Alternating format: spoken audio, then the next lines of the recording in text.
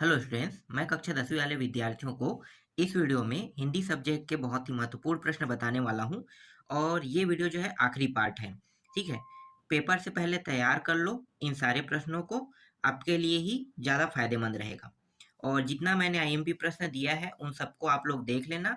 ठीक है, वहाँ से प्रश्न आएंगे और ये भी आपको पढ़ना है। तो पेपर आप लोगों का सबसे पहला पेपर तो आपका हिंदी है ना, तो इसीलिए मैं चाहता हूँ कि अभी ज़्यादा समय नहीं हुआ है, अभी आप जितना ज़्यादा पढ़ लो उतना अच्छा रहेगा। अभी से आप तैयारी करोगे तो आपका पूरा तैयारी कंप्लीट रहेगा। ठीक है, पेपर के समय हो सकता है तो जो इम्पोर्टेंट प्रश्न मुझे मिल जाएगा मैं आपको उनको भी ढूंढ के बता दूंगा। ठीक है, उसके पहले ही बता दूंगा, एक दो दिन पहले। तब तक के ढूंढने में समय लगेगा, तो आप लोग अभी कमेंट मत करना, ढूंढने में थोड़ा समय लग सकता है। ठीक है, जो इम्पोर्टेंट रहेगा, जो 100% आने की संभावना रहेगा, उनको मैं आपको उस समय ढूंढ के बता दूंगा। ठीक है, चलो देखते हैं प्रश्नों को। तो देखो यहाँ पे जो प्रश्न दिया हुआ है वो है मिट्टी से कलाकृतियां बनाना है। तो यहाँ पे आप उत्तर क्या लोगे, देखो पहले देख लेते हैं ऑप्शन। ऑप्शन में क्या क्या दिया हुआ है। ऑप्शन में दिया है हस्तशिल्प, दिया है ताम्र शिल्प, दिया है काष्ठ शिल्प, दिया है और यहाँ पे मृद शिल्प दिया हुआ है। तो उत्तर क्या लेना है, मृद शिल्प लेना है। ठीक है, मिट्टी से यही बनता है, हस्त नहीं बनता है। हस्त का मतलब क्या होता है, जो धागे वगैरह काम करता है, काष्ठ में भी वैसी है। ताम्र क्या है, तांबे का है, तो मिट्टी से क्या बनेगा, मृद शिल्प। ठीक है, दूसरा देखो अमरकंटक क्षेत्र खनिज का उत्पादक है। तो अमरकंटक क्षेत्र में क्या मतलब मिलता है। ठीक है, जैसे कि लोहा है, तांबा है, निकिल है, एल्यूमिनियम है। तो एल्यूमिनियम का वहां पे क्या है, खनिज भंडार है, तो यहाँ पे एल्यूमिनियम लेना है। ठीक है, अगला देखो, नेक्स्ट है जीवनबद्ध श्रम शक्ति की इकाई कहा जाता है। तो मजदूर को कहा जाता है, लेखक को, कवि को, किस संत को कहा जाता है, तो मजदूर को कहा जाता है, क्योंकि मजदूर जीवन भर कमाते रहता है। ठीक है, आगे देखो, साध पाठ किस विधा से लिखी गई है। तो कहानी है, निबंध है, कविता है या जीवनी है। उत्तर क्या लिखो, कविता लेना है। ठीक है, साध जो है कविता के रूप में लिखी गई है। ठीक है, आगे देखते हैं। इसके बाद देखो, शिव कुमार के पिता किस बीमारी से पीड़ित थे। तो यहाँ पे कैंसर है, लकवा है, हैजा है, मलेरिया है। तो उत्तर क्या लोगे, यहाँ पे लकवा ले हुए। ठीक है, ये शिव कुमार वाला यही टॉपिक था जो प्रश्न बैंक में था और हम लोग ढूंढ रहे थे, मिल नहीं रहा था ना। तो यहाँ पे देखो, यहाँ पे मिल गया, लकवा आएगा। ठीक है, आगे देखते हैं। इसके बाद देखो, रिक्त स्थानों की पूर्ति देख लेते हैं। रिक्त स्थानों की पूर्ति में देखो, संझौती का अर्थ खालिस्तान है, तो संझौती का अर्थ शाम होता है। चंद्रमा खालिस्तान है, चंद्रमा गांव का एक नाम है। प्रसाद शब्द का विलोम क्या होता है, प्रसाद शब्द का विलोम होता है झोपड़ी होता है। ठीक है, एक सेकेंड, प्रसाद शब्द, हाँ यहाँ पे झोपड़ी है। ठीक है, कोलार का खान खालिस्तान राज्य में है, तो कर्नाटक में है। कोलार मतलब कोयला मत समझना ना, जो केजीएफ पिक्चर बना है आप लोगों को पता होगा। ठीक है, तो सोना जो है वहां पे केजीएफ नाम दे दिया है, तो के कहोगे तो आप समझ जाओ कि उसका पूरा फुल फॉर्म नहीं बताया गया, लेकिन के का मतलब समझो कोल्लार ही समझो। ठीक है, तो कोल्लार वाला जो केजीएफ है, इस तरह समझ के आप उसको कर्नाटक टिक कर सकते हो। गृह प्रवेश में खालिस्तान समास है, तो तत्पुरुष समास लेना है। यहाँ पे गृह प्रवेश में तत्पुरुष समास है। उचित संबंध हम देख लेते हैं। ठीक है, उचित संबंध में देखो, पहला है किल्लोलिनी। ठीक है, इसको किस में लोगे आप, नदी में लेना। ठीक है, कंटर, कंटर को आपको लेना है कनस्तर में लेना है। शहीद वीर नारायण सिंह, इसको आपको सोना खान में लेना है। ठीक है, जलियांवाला कांड, इसको आपको बी में लेना है, अमृतसर में लेना है। जीवन का झरना, इसको आपको सी में लेना है। ठीक है, कविता में लेना है। चलो अब दो दो नंबर के प्रश्न देख लेते हैं। दो दो नंबर के प्रश्न में देखो, दिन सोता था रात सोती थी पर मैं जागता था का आशय क्या है। उत्तर क्या लिखोगे, मजदूर का कहना है कि सारी दुनिया सोती है तो मैं काम करता हूँ। सही बात है भैया, सारी दुनिया जागती है तो भी मैं अकेले काम करता रहता हूँ, ये भी सही है। ठीक है, मजदूर के बारे में आप लोग कितना जानते हो, जो जानते हो वो आप लोग लिख सकते हो। मजदूर का मतलब जो बनी भूती करते हैं, कहते हैं ना, उसको हम मजदूर कहते हैं। ठीक है, काम मिलता है तभी तो उसको बेनिफिट होता है ना, तो वो हर दिन काम नहीं मिलता है, उसे रोज काम करना पड़ता है। कभी रात में भी करना पड़ता है, कभी दिन में भी करना पड़ता है। जो मिस्त्री होते हैं देखना, रात रात के ठेका लिए रहते हैं, छवाई काम करते हैं, क्या है। अब मिस्त्री को हम मजदूर नहीं कहते हैं, जो ढुलाई का काम करते हैं उसे मजदूर कहते हैं। ठीक है, जो सीमेंट बनाएगा उसको, तो वो मसाला बनाने वाले जो होते हैं, जो बाकी काम करते हैं, ठीक है, वो मजदूर होता है। तो मजदूर जो है क्या करेगा भाई, अगर किसी को काम चाहिए तो काम करेगा ना, दिन में भी काम करेगा, रात में भी काम करेगा, उनका काम तो वही है ना। तो ये यही चीज बताया है। ठीक, आगे देखते हैं, ये कथन समझ में आ रहा है ना। मजदूर के इस कथन का आशय यह है कि वह सतत निर्माण कार्य में लगा रहता है। आगे देखो, महादेवी वर्मा को अन्य विद्यार्थियों की अपेक्षा घीसा ही क्यों याद रहा? इसका कारण क्या हो सकता है घीसा को याद रखने का? तो देख लेते हैं इसका उत्तर क्या रहेगा। घीसा अन्य विद्यार्थियों की अपेक्षा भिन्न था। वह एकलव्य और आरूढ़ी के समान गुरु भक्त था। उसने महादेवी जी को गुरु दक्षिणा में तरबूज दिया था। तरबूज खरीदने के लिए रुपये नहीं थे, तो अपना कुर्ता देकर तरबूज खरीदा था। उसके लिए गुरु दक्षिणा बहुत ही महत्वपूर्ण थी, इसलिए महादेवी जी को घीसा याद रहा। याद आ गया? प्रश्न समझ में आ जाएगा क्यों याद रहा होगा। तो बहुत से कारण हैं, जिनमें से बहुत से कारणों को बताया गया है। ठीक है, वो एकलव्य के समान था, ठीक है, वैसे ही था। फिर गुरु दक्षिणा तरबूज दिया। अब तरबूज देने वाला तो कुछ अलग प्रकार के लोग होंगे ना। आप अपने गुरु जी को कुछ अलग चीज दो हट के, तो ऐसा ही होता है ना, तो वो याद रहता है। तो वैसे ही इसी प्रकार से वो याद रही, ये इनका कहना था। ठीक है, देखो आगे, वनवासियों का जीवन कैसा होता है? तो वनवासियों का जीवन निर्द्वंद है। कोटनियों में जामुन लेकर वनवासी महिला बैठती है। पके आम के ढेर बेचने लाती है। यहाँ अजब शांति है। लोग गरीब है, नर्मदा उसकी देखभाल करती है। ठीक है, ये देख लेना वनवासी के बारे में, वनवासियों के बारे में यहाँ पे बताया है। सुआ गीत, नृत्य के समय टोकनी में भरे धान के ऊपर सुआ रखने का क्या अर्थ है? तो सुआ गीत में महिलाएं बांस की टोकनी में भरे धान के ऊपर सुआ अर्थात तोते की प्रतिमा रखकर उसके चारों तरफ गोल बनाकर नाचती है। सुआ को रखने का अर्थ वह आत्मा का प्रतीक होता है।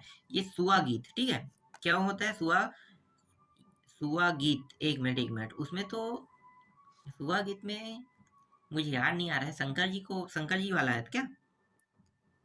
ठीक है, वैसे ही तो है, मैं थोड़ा सा भूल रहा हूँ इसके बारे में। ठीक है, देख लेना, जो पूछा है वो तो मिल गया ना यहाँ पे ऊपर में सुआ। चलो देखते हैं छठवां, देखो छायावाद के प्रमुख रचनाकार के नाम लिखे गए हैं। तो छायावाद के सुमिंद्रानंदन पंत है, सूर्यकांत त्रिपाठी, निराला महादेवी वर्मा है। इसके बाद देखो घीसा का नाम घीसा कैसे पड़ा? उत्तर क्या लिखोगे? घीसा की माँ मजदूरी करने जाती तो उसे एक और लिटाकर काम में लग जाती। वह पेट के बल घिसकर माँ के पास जाने का प्रयत्न करता था, लेकिन उसका नाम घीसा पड़ा, इसलिए उसका नाम घीसा पड़ गया। देखो, पेट के बल से घिस के जाने के कारण उसका नाम घीसा पड़ गया। अच्छा कहानी है, कहानी पढ़ने में अच्छा लगता भी है। अब मैं कहानी तो नहीं पढ़ रहा हूँ, मैं आपको सिर्फ उत्तर पढ़ के बता रहा हूँ, लेकिन मुझे इंटरेस्टिंग लग रहा है, सुनने भी अभी अच्छा लगना चाहिए, तब मजा आ जाता है कहानी पढ़ने में। ठीक है, आगे देखते हो। शक्ति की आराधना, ज्वारा का वर्णन कीजिए कह रहा है। तो ज्वारा जो होता है वो नवरात्रि में जो गेहूं के दाने होते हैं ना, उसको बोकर उगाया जाता है, और उगे हुए गेहूं के अंकुर के माध्यम से प्रकृति सबको शक्ति प्रदान करती है, ये कहते हैं लोग। ज्वारा गीत में इतनी शक्ति होती है कि कभी कभी सुनने वाले भी देवता चढ़ जाते हैं। जो सुनते हैं वो देवता चढ़ जा, क्या कहते हैं, बम की चढ़ते हैं ना, वही है। ठीक है, महिलाएं केस खोलकर झूलने लगती हैं, और ये भी वही है जो बम कह के चढ़ जाते हैं। तो मतलब वो इतने उसमें खो जाते हैं। ठीक है, खो जाने वाले ही तो ऐसे कर सकते हैं ना। देखो, जो कोई गाना अगर तुम्हें पसंद है तो तुम नाचने लगते हो अपने आप, ये वैसा ही है, लोग उसमें खो जाते हैं। ठीक, आगे देखो। इसके बाद देखो, लेखक की माँ को जेब कतरे ने पैसे क्यों भेजे? उत्तर क्या लिखोगे? लेखक के जेब से पैसे के साथ मिले पत्र को पढ़कर जेब कतरे का मन द्रवित हो गया। माँ की याचना को वह ठुकरा नहीं सका और लेखक की माँ को पैसे भेजे। चलो, बहुत अच्छी बात है, कोई पढ़ के ऐसे भी हो सकता है। ठीक है, ऐसा एक स्टोरी मैंने सुना था। एक चोर था और चोर ने चोरी किया, उसके बाद उसे थोड़ा बुरा लगा, उसके बाद पुलिस स्टेशन में जाके ना पैसा लौटा के आ गया। अब सोच रहे होगे पुलिस ने पकड़ा कि नहीं? नहीं, उसमें कोई केस नहीं बना, उसने छोड़ दिया ना पैसा, उसे बुरा लगा उसके करने के कारण, तो वो अपना जुल्म कबूल लिया, इसका मतलब उसे छोड़ दिया। ठीक है, ऐसा हुआ था अभी केस। चलो आगे देखो, 10वां प्रश्न। नई कविता की कोई 3 विशेषताएं लिखे। पहला है आधुनिकता की अभिव्यक्ति।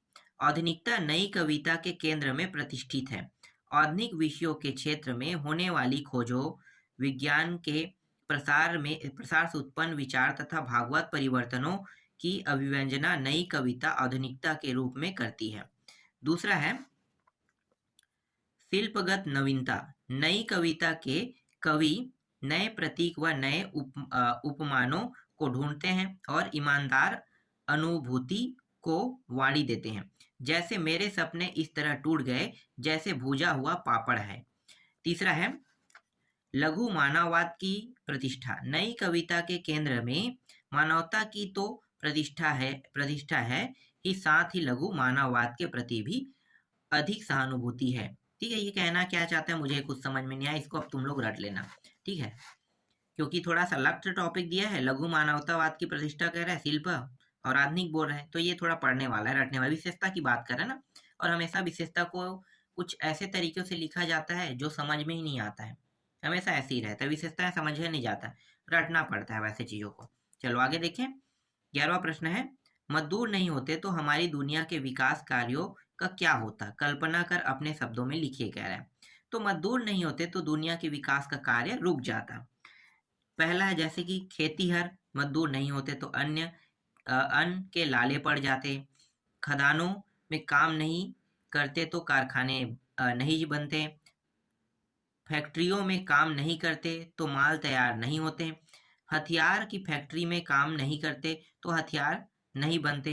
मजदूर समाज के निर्माण में नींव की ईंट के समान है। देखो एक चीज मैं आपको बता दूं, मजदूर जो है हर इंसान अपनी इच्छा से नहीं बनता है।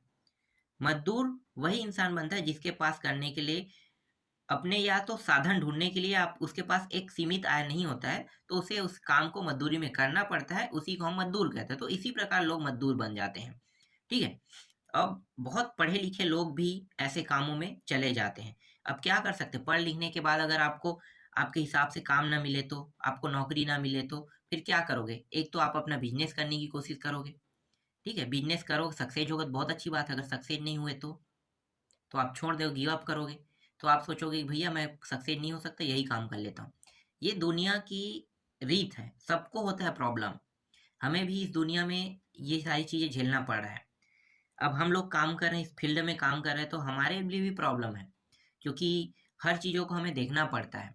अगर हम आप लोगों के लिए कंटेंट बनाते हैं, व्यू होता है तो हमें कुछ अच्छे पैसे मिलते हैं, लेकिन व्यू कम होता है तो हमें कुछ पैसा ही नहीं मिलता है। तो अभी तो मेरा व्यू डाउन है तो मुझे क्या मिलेगा? अभी कुछ नहीं मिल रहा है, एकदम खाली चल रहा है। तो यही है, नुकसान है। तो हम अपनी स्थिति को भी वैसे ही बता सकते हैं जैसे मजदूर लोग बताते हैं वैसे ही। काम बस इतना है कि हम अपने लिए काम कर रहे हैं, वो दूसरे के लिए काम करता है। अंतर इतना है, पैसा उनको भी मिल रहा है, पैसा मुझे भी मिल रहा है, तो यही अंतर है। अब आप लोगों के ऊपर डिपेंड करता है कि आप लोग कौन सी लाइफ चुनोगे। पढ़ने से बहुत सी चीज़ें मिलती है, लेकिन उस लेवल के पढ़ने की ज़रूरत नहीं है। अगर तुम एक अलग फील्ड में जाना चाहते हो, तुम्हें तुम्हें कौन सा फील्ड में जाना है वो तुम्हें खुद चुनना पड़ेगा। चाहे तुम नौकरी के फील्ड में जाना चाहो, चाहे तुम बिजनेस के फील्ड में जाना चाहो, ठीक है, या तुम घर में जैसे बहुत सारा ज़्यादा ज़मीन जायदाद है तो खेती वाला जो काम है उसको चुनना चाहते हो, तुम उसे भी चुन सकते हो। लोग अपने तरीके से अपने काम को करते हैं, वही लोग खुश रहते हैं। ठीक है, खुशी का महत्व वही है। आप नौकरी करना चाहोगे तो आपको पढ़ना पड़ेगा, लेकिन ऐसा पढ़ाई नहीं करना पड़ेगा कि बहुत जो कहते हैं विज्ञान विज्ञान पढ़ के बने, वैसा नहीं पढ़ना पड़ता है। आर्ट वालों को भी नौकरी मिल जाता है। तो नौकरी के फील्ड में जाना चाहते हो तो उसके लिए अलग तरीके से पढ़ना पड़ेगा, पर पढ़ना तो पड़ेगा। ठीक है, चलो अभी आज के हिसाब से मैं देखता हूँ कि नौकरी जो है आसानी से नहीं मिलता है, क्योंकि एसएससी जो है, SSC GD, SSC CGL, SSC MTS, 3 पद वो जारी करता है। सबसे लो ग्रेड का जो पद होता है, जो 12वीं के बाद निकलता है, वो एमटीएस का होता है, जिसमें 50 के आसपास पद आते हैं, 50,000 के आसपास पद आते हैं। अब तुम सोच रहे होगे कि 50,000 के पद आते हैं तो उसमें सबका नौकरी क्यों नहीं लगता? 50 तो 50,000 पूरे भारत देश के लिए होता है, पूरे भारत देश में। अब सोचो इतने सारे जगह है, मतलब बिहार है, यूपी है, ठीक है, मध्य प्रदेश है, हर जगह से उसकी तैयारी करते हैं। तो सभी लोगों की एसएससी में सिलेक्शन नहीं होता है, कुछ ही लोगों का एसएससी में सिलेक्शन होता है। और सीटें जो है वो राज्यवार भी बढ़ जाता है तो और कम हो जाता है अगर राज्यवार बांट दिया तो। पहले वो रहता है केंद्रीय लेवल, केंद्रीय लेवल रहने के बाद राज्यवार अलग बढ़ता है वो। तो सीटें जब राज्यवार बढ़ता है तो कम हो जाता है, तो 1100-1200 सीटें जो है वो छत्तीसगढ़ में आता है। वैसे ही 800-900 ऐसे मिला मिला के सोच लो कि हर एक राज्यों में चला जाता है। तो आप छत्तीसगढ़ राज्य से हो तो वही 1100-1200 सीट में फाइट करोगे। ठीक है, उसमें भी कास्ट वाइज में खिंचा जाओगे। कास्ट वाइज को गिनोगे तो जनरल कैटेगरी में कितना है, ओबीसी कैटेगरी में कितना है, एसटी एससी कैटेगरी में कितना है, ये भी कम हो जाए। तो इसी तरह से 100-200 हो जाएगा, 200-250। अब लोगों को लगे अरे बहुत कम पद आया है, लेकिन बोले अभी कितना 50। तो आसानी से ये भी नहीं मिलता है ना। और जो बड़े बड़े कोचिंग संस्थानों में रहता है वो तो सिलेक्शन लेके चला जाता है, तो बचा क्या, बहुत से लोग छूट जाते हैं। ठीक है, हर साल लाखों में फार्म डलता है हर साल, और लाखों के फार्म में कुछ ही लोग ना नौकरी ले पाते हैं। अभी पीएससी का हुआ था, मेरे कुछ दोस्त लोग दिलाए थे, मैंने भी फार्म डाला था पर मैं पेपर दिलाने नहीं गया था। ठीक है, क्यों नहीं गया था, क्योंकि मुझे इंटरेस्ट नहीं है, पहली बात।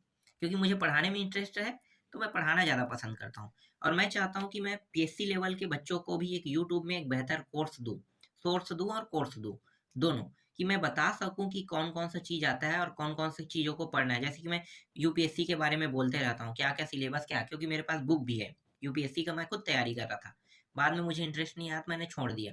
लेकिन मैं बताता हूँ कि यूपीएससी में कौन कौन से बुक है, यूपीएससी अगर निकालना है तो क्या कर सकते हो, पीएससी निकालना है तो क्या कर सकते हो, क्योंकि मुझे सारी चीज़ें नॉलेज है हर पद के बारे में, उसका सिलेबस क्या है, उसके लिए कौन कौन सी एग्जाम दिलाना पड़ेगा, उसका पैटर्न क्या होता है, कैसे हम एग्जाम दिलाने जा सकते हैं, क्या क्या चीज़ लेके जा सकते हैं, ये सारी चीज़ें मैं आपको बता सकता हूँ।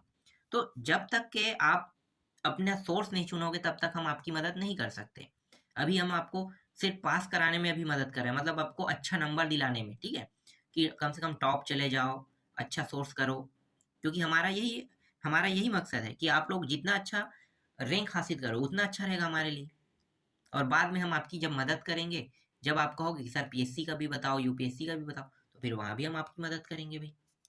तो इसीलिए मैं यहाँ पे टॉपिक आप लोगों को बताते रहता हूँ। चलो देखते हैं आगे। अब यहाँ पे देखो, अमरकंटक ने नर्मदा को जन्म देकर भारत को वरदान दिया, ऐसा क्यों कहा गया है, विचार लिखिए कह रहा है। देख लेते हैं उत्तर क्या कहता है।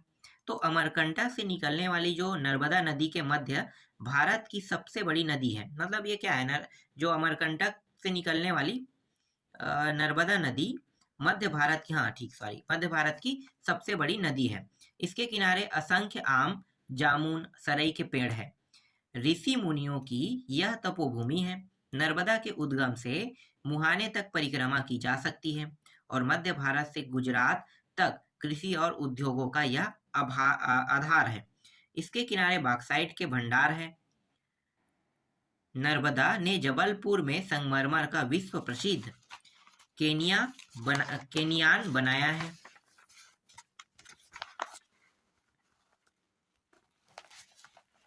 इसके अनेक जीवों को जल आपूर्ति देकर बचाया है, इसलिए नर्मदा भारत के लिए वरदान है। अगला प्रश्न है, अथवा एक सेकंड, कहाँ पे है, हाँ यहाँ पे,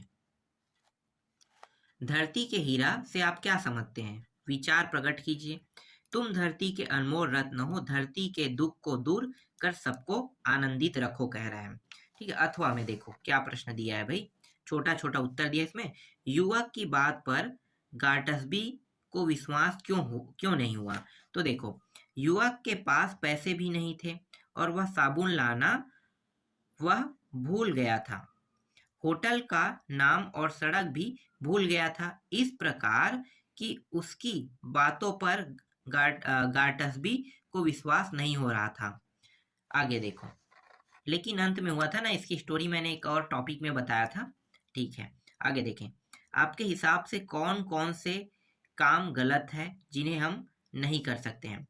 हमें चोरी, बेईमानी, माँ का अनादर नहीं करना चाहिए, किसी की आवश्यकता की पूर्ति करते समय मन में अपना पराया का भाव नहीं आना चाहिए, कह रहा है। ठीक है, आगे देखो, अथवा बांज के हरे भरे, ये बांस होगा ना, बांस लिख दिया, बांस के हरे भरे पेड़ और ठूठ किस मानवीय भाव को प्रकट करते हैं, अपने शब्दों में लिखे। तो ये बांस के हरे भरे पेड़ समन्वय और समझौता के प्रतीक है। ठूठ जीवन का निर्जीवता और उड़ियलता का प्रतीक है। अब यहाँ पे देखो मुहावरा है, मुहावरा भी आएगा। मुहावरा सबसे सरल होता है, मुहावरा और एक होता है लोकोक्ति, सबसे सरल होता है। तो देखो कमर कसना, कमर कसना मतलब आप सोचो कमर कस रहे हो, मतलब क्यों कमर कस रहे हो? जब आप दौड़ने जाओगे तो कहो ना कमर कस के रहो, तो क्या कहोगे? तुम तैयार रहो, तैयार रहो, तो उसको हम क्या कहते हैं? तत्पर रहना। ठीक है, क्या कह सकते हैं? तत्पर रहना। तो आपको उस तरह से आपको वास्तविकता से ना पता चल जाएगा कि मुहावरों का अर्थ क्या बनता है। ठीक है, तो कमर कसना कहेगा तो तत्पर रहना। ठीक है, तो इसका जो वाक्य प्रयोग है क्या लिखोगे? वाक्य प्रयोग में लिखोगे अगले हफ्ते में परीक्षा होगी, तुम लोग कमर कस लो। सेम वैसे ही है, अगले हफ्ते आप लोगों को रनिंग ग्राउंड में दौड़ना है, तो इसके लिए कमर कस लो, ऐसा भी आप बोल सकते हो। ठीक है, अगला देखो, इसके बाद क्या है? भुकुटी चढ़ाना। भुकुटी मतलब भौं चढ़ाना, ऐसे बोल देते हैं ना, भुकुटी चढ़ाना। तो भुकुटी मतलब भौं को ही कह रहे हैं। तो क्यों भौं चढ़ाते हो? थोड़ा आश्चर्यचकित हो जाते हो ना, तब आप क्या करते हो? भुकुटी चढ़ाते हो। ठीक है, आश्चर्यचकित होना आप बोल सकते हो इसको। ठीक है, ये आप लोग ले लेना, आश्चर्यचकित होना, यहाँ पे लिखा नहीं है, मैं बता रहा हूँ। मैं इसीलिए बता रहा हूँ क्योंकि सबसे सरल होता है मेरे हिसाब से। तो मुहावरा जितना सरल और लोकोक्ति और जितना सरल ना, उसका अर्थ कुछ नहीं होता है। भुकुटी चढ़ाना मतलब भौं चढ़ाना, और भौं चढ़ाने का मतलब क्या है? आश्चर्यचकित होना। ऐसे जब भौं चढ़ा लेते हो तो कुछ हो रहा है ना, तो आप सोचते हो। भौं चढ़ा के सोचना, देखना क्यों भौं चढ़ जाता है आपका, तो आश्चर्यचकित होने से होता है। ठीक है, आगे देखो कुछ नींद टूटना। नींद टूटना का मतलब क्या होता है? यहाँ पे दिया है होश में आना। ठीक है, नींद टूटना, होश में आना, सावधान होना, ये सही बात है। नींद टूटता है तो होश में आते हो, सावधान हो जाते हो। अगर कोई गलती हो रहा है तो आप वैसी है ना। तो मोहन की नींद अब टूटी है जब जब सब स्वाहा हो गया। फावड़े टिकाना, विश्राम करना। श्रमिक लोग फावड़े टिका दे तो संसार की गति रुक जाती है। ठीक है, आगे देखते हैं। सबका दुख अलग अलग होता है, किस किस तरह के दुख के अनुभव आपने किए उन्हें लिखिए, कह रहा है। चलो देखते हैं। किसी व्यक्ति को टैक्स देना है इसलिए वह दुखी है। कोई बेईमानों को देखकर दुखी है। किसी के पास रुपया की कमी है, किसी के पास कमरों की कमी है। कोई बिक्री से परेशान है तो कोई बिजली के बिल से परेशान है। तो सब क्या है? दुख है। हमें भी टैक्स देना है, बेईमानी के घर, बिजली आदि दुख का अनुभव किया है। दुखी सभी है और दुख का स्वरूप भिन्न है। ठीक है, आप जितना कारण जानते हैं उन सबको लिख देना है। इसमें जो मैं बताया हूँ उनको आपको लिख देना है। ठीक है, यहाँ पे देखो एक प्रश्न है यहाँ पे 15 प्रश्न में। देखो, निर्झर में गति और यौवन से मतदाता, इसका मतलब इसके बीच में बहुत सारे टॉपिक है जो गायब है। तो इसको देख के आपको क्या पता चल रहा है? इसको देख के ये पता चल रहा होगा कि ये एक पद्यांश है, और इस पद्यांश का क्या लिखना है? पद्यांश है मतलब पंक्ति।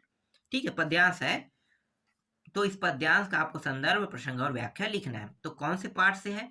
तो देखो, संदर्भ में दिया हुआ है प्रस्तुत पद्यांश श्री आरसी प्रसाद सी द्वारा रचित जीवन की झरना कविता से लिया गया है। प्रसंग, झरना किस प्रकार बढ़ता है उसकी मानव युवावस्था से तुलना करते हुए कवि ने इसमें वर्णन किया है। व्याख्या, व्याख्या जब आप लिखोगे तो ये पूरा व्याख्या में आपको क्या करना है? लिख देना है।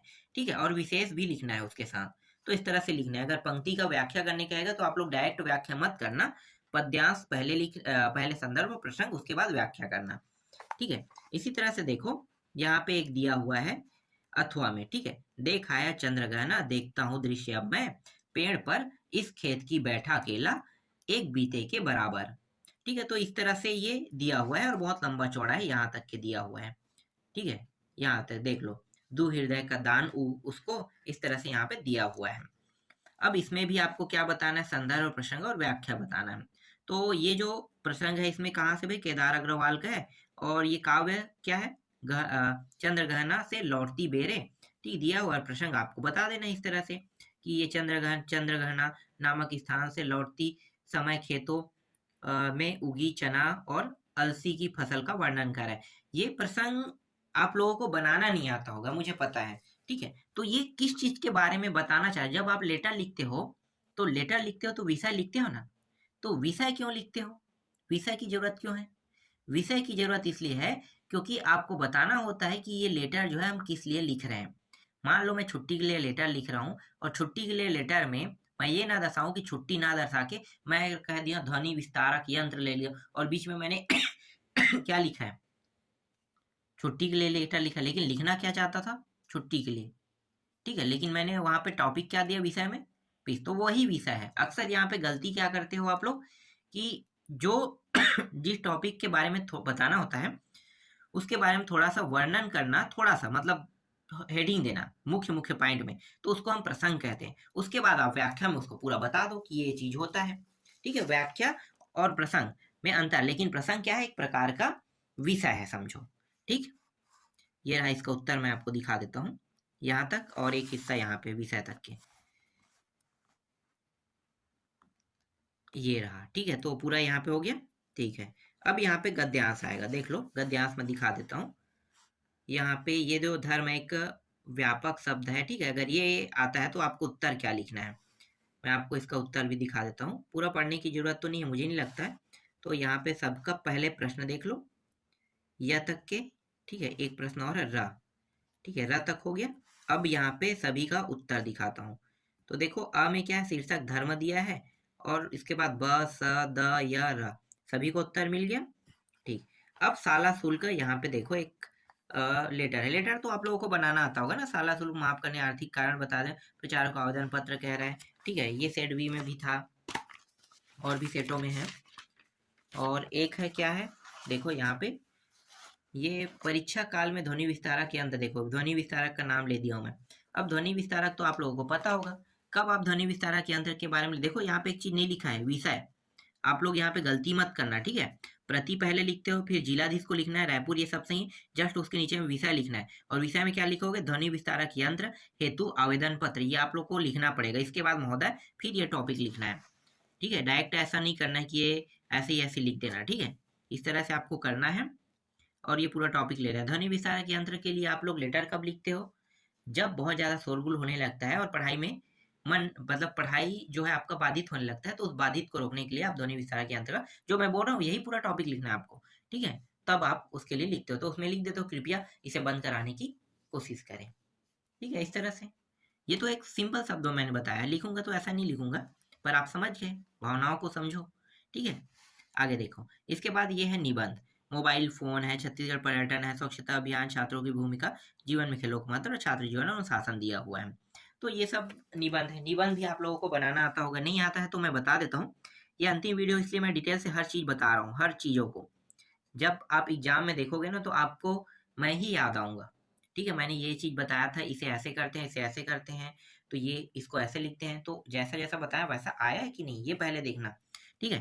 तो जो निबंध है उसको कैसे लिखते हो, पहले आपको सबसे पहले एक पॉइंट लिख देना है। उस पॉइंट में क्या लिखना है, उसके पॉइंट के बारे में आपको ये लिखना है कि ये निबंध जो लिख रहे हो इससे महत्व क्या है, ठीक है। महत्व के बाद उसके क्या क्या अच्छे परिणाम हो सकते हैं, क्या क्या बुरे परिणाम हो सकते हैं, ठीक है। हर चीज का बुरा परिणाम नहीं होता। अब वन के बारे में लिखोगे तो वन का नुकसान आप मत लिख देना। एक 10वीं का 9वीं या 10वीं का बच्चा था, जब पेपर चेक कर रहे थे तो हिंदी के पेपर में उन्होंने वन के बारे में लिख दिया था। तो वन का नुकसान में उन लोगों ने लिखा था कि वन जो है, मतलब जो पेड़ है सड़क पे गिर जाते हैं और उससे लोगों की मृत्यु हो जाती है, इस तरह से लिख दिया था। भाई अचानक वो गिरता है ना, तो वो उसके नुकसान में नहीं आता, वन से नुकसान नहीं है। अब उसके नुकसान नहीं लिख सकते क्योंकि वो प्राकृतिक चीजें हैं, प्राकृतिक चीजें से हमें कभी भी नुकसान नहीं होता है, हमें मानव निर्मित चीजों से नुकसान होता है, जैसे मोबाइल है, बम है, ठीक है। जैसे कह सकते हो आप लोग विज्ञान के चमत्कार कह सकते हो, उसमें भी होता है, ठीक है। नुकसान है मानव निर्मित चीजों जो मानव बनाता है, लेकिन आप प्राकृतिक चीजों में नुकसान नहीं बता सकते। जरूर है, आपदा जरूर आ सकता है, आप उसको आपदा के तौर पे दिखाओ, लेकिन नुकसान में मत दिखाना, ठीक है। तो इस तरह से आपका ये पूरा कंप्लीट हो गया, आप लोग अच्छे से इसे तैयार कर लेना।